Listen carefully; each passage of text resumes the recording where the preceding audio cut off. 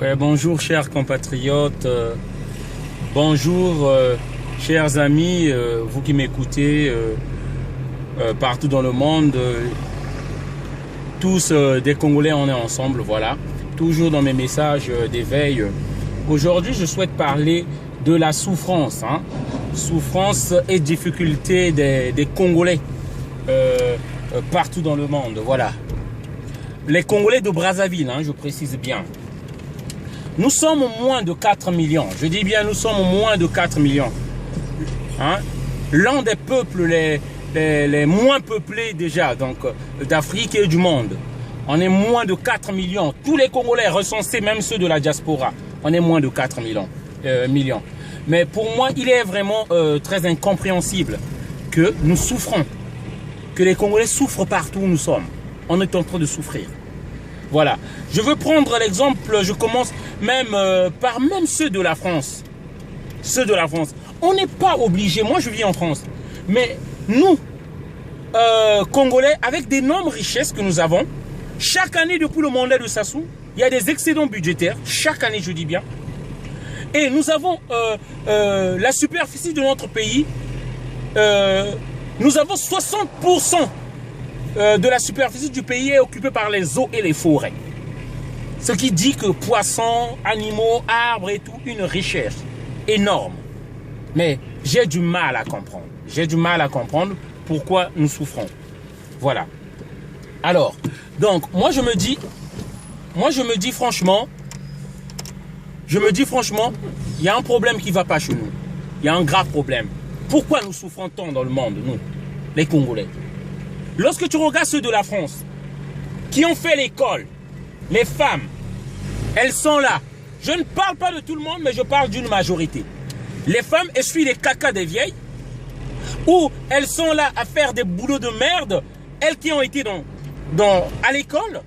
Franchement, ces boulots-là, ici sont faits pour les analphabètes. Je dis bien les analphabètes, ceux qui n'ont pas été à l'école, que nos femmes, des Congolaises instruites, sont en train de faire ici. Et nous ne sommes pas obligés de travailler aussi dur pour vivre, nous, en principe, les Congolais. Nous ne sommes pas obligés de travailler aussi dur pour vivre ainsi. Mais voilà, on est obligé de travailler parce que la malgouvernance. Il y a des gens qui gèrent mal le pays, qui gèrent mal la chose publique. Ce qui nous revient à tous, eux, ils pensent maintenant que c'est leur propriété, c'est à eux. Voilà. Là, je commence par ceux de la France. Les Congolais souffrent pour vivre, même ceux de la France. Lorsque je regarde en Italie, c'est les mêmes difficultés. Que surtout que maintenant, actuellement, il y a la crise. C'est les mêmes difficultés. N'en parlons pas de ceux qui sont en Afrique. Je vais commencer par le Maroc. Je vais souvent au Maroc. Mais franchement, si vous voyez ce que deviennent nos sœurs au Maroc, ce que deviennent des Congolaises, un peuple de moins de 4 millions d'habitants, des Congolaises qui deviennent des cuisses légères. Parce qu'au Maroc, il n'y a pas la situation sociale. Donc, il n'y a pas des restos de cœur, il n'y a pas des assistances sanitaires, la santé, il n'y en a pas. Et surtout qu'on souffre de xénophobie là-bas. On est écarté, on est injurié. Et ce gouvernement-là, personne ne parle pour les Congolais. Personne ne parle pour les Congolais de l'étranger. C'est pourquoi dans certaines de mes vidéos, j'ai parlé de dire qu'il faut d'abord qu'on s'occupe des Congolais qui sont à l'étranger. Je ne parle pas de ceux de la France. Ceux de la France, ils ont une assistance sociale. Ils ont une assistance sociale, ils ont des restos du cœur. Le social est garanti en fait. Voilà, la sécurité sociale est garantie. Même si tu ne travailles pas, tu as de quoi manger. Mais ceux qui sont au Maroc, il n'y a pas la sécurité sociale. Je vous dis que nos sœurs souffrent. Sans compter les hommes, j'ai été au Maroc. J'ai de ceux-là qui ont été au Maroc, qui ont étudié au Maroc. Et il est arrivé qu'on fasse 2 jours sans manger. Donc je me dis, les Congolais souffrent à travers le monde. Lorsqu'on va en Tunisie, c'est le même problème qu'au Maroc. On souffre des problèmes de xénophobie. On souffre des problèmes de xénophobie, du racisme. D'autant que nous sommes dans un pays riche. Nous sommes dans un pays riche plus que le Maroc, qui n'a que le phosphate comme richesse naturelle. Plus que la Tunisie, qui ne vit que de son tourisme. Mais Les Congolais aujourd'hui immigrent pour aller vivre en Tunisie. Personne n'en parle.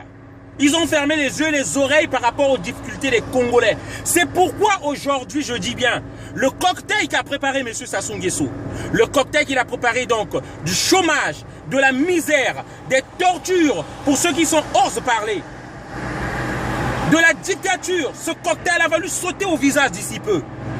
Parce que aujourd'hui, on ne prime pas un peuple, on prime pas un peuple sans en subir les conséquences. Parce qu'aujourd'hui, on dit toujours que de l'humiliation d'un peuple reprend la dignité du peuple. Voilà, c'est là que j'en suis. Les Congolais souffrent à travers le monde. En Algérie, j'en parle même pas. Nous, les Congolais de Brazzaville, on n'était même pas censés aller en Algérie.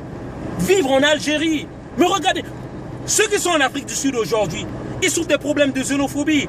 On est en train de nous pourchasser comme des bêtes, on est en train de brûler certains, on est en train de jeter certains du 9e étage. Qui en parle? Mais qui sommes-nous? À quoi est réduit la vie d'un Congolais aujourd'hui? C'est rien du tout. C'est rien du tout. C'est pourquoi j'appelle à l'éveil. Il faut qu'on se réveille, et nous Congolais de France, de partout dans le monde, il faut qu'on défende notre dignité, notre fierté. La chose publique est confisquée aujourd'hui. Notre pays, les richesses, les ressources sont confisquées par un tiers, par un petit groupe. C'est inacceptable. C'est pourquoi j'appelle à l'éveil. En Chine, il n'y a même pas 4 mois, on a jeté un Congolais du 9e étage. Personne n'en a parlé. J'ai des messages à tout moment et des photos qu'on m'envoie. Le gouvernement n'en parle même pas. Si je rentre dans le pays, si je parle pour défendre les Congolais du pays, c'est le désastre total. Le désastre total. Au pays, les petits ont les petits digablos. Moi, j'ai été un petit, je peux dire, un petit entrepreneur au pays. J'avais une bibliothèque avec 3 travailleurs. Qu'est-ce qu'ils ont fait? Ils sont venus casser sans me proposer d'aller ailleurs. Ils ont mis quoi? Un Chinois là-bas. Le Congolais n'est même plus Congolais chez lui-même. C'est inadmissible, c'est pour ça. Je dis bien, si j'avais pas peut-être la vocation d'être rentré en politique, je suis rentré dans ces histoires-là, c'est parce que trop c'est trop. Trop c'est trop, on ne vit plus. On ne vit plus. Hein? Le Congolais, on est obligé de quitter notre propre terre parce qu'on ne se retrouve plus. Jusqu'à quand on va accepter ça? Jusqu'à quand on va accepter ça? Les petits ont des petits digablos, c'est maintenant les boulots du moment. Je mets au défi le gouvernement congolais qu'il me mette quelque part, qu'il me dise quelque part, ici on recrute. Il n'y en a pas. Lorsque je dis toujours, lorsqu'une génération est obligée d'immigrer pour aller trouver du travail ailleurs, c'est un aveu de chèque. Et si le chef de l'État n'en parle pas, franchement c'est un fourbe. Franchement c'est un menteur qui est à la tête de notre État. Voilà la vérité. Je ne dis que la vérité. Voilà la vérité, moi. Voilà. C'est pourquoi on dit qu'il est indispensable. On va sortir. Parce que trop, c'est trop. On va sortir. On va sortir pour dire à ce gouvernement-là, merde. Non, mais c'est pas possible. Donc je dis, les petits n'en peuvent plus. J'ai des messages, je dis bien tous les jours. On m'écrit tous les jours et de partout. Les jeunes me disent qu'on n'arrive plus, gaillard. Venez, revenez, venez nous sauver. On n'arrive plus. Vous avez laissé le pays et ils font du pays ce qu'ils veulent. Je dis bien que je reçois les messages tous les jours. On ne peut plus accepter ça encore longtemps. Donc c'est pourquoi nous disons, les Congolais souffrent à travers le monde. Parce que la richesse du pays a été confisquée par un petit nombre de gens. Lorsque vous voyez Kiki Nguesso, ils volent des tankers de pétrole. Des tankers de pétrole. À lui seul, qui peut payer le Congo pendant 20 ans?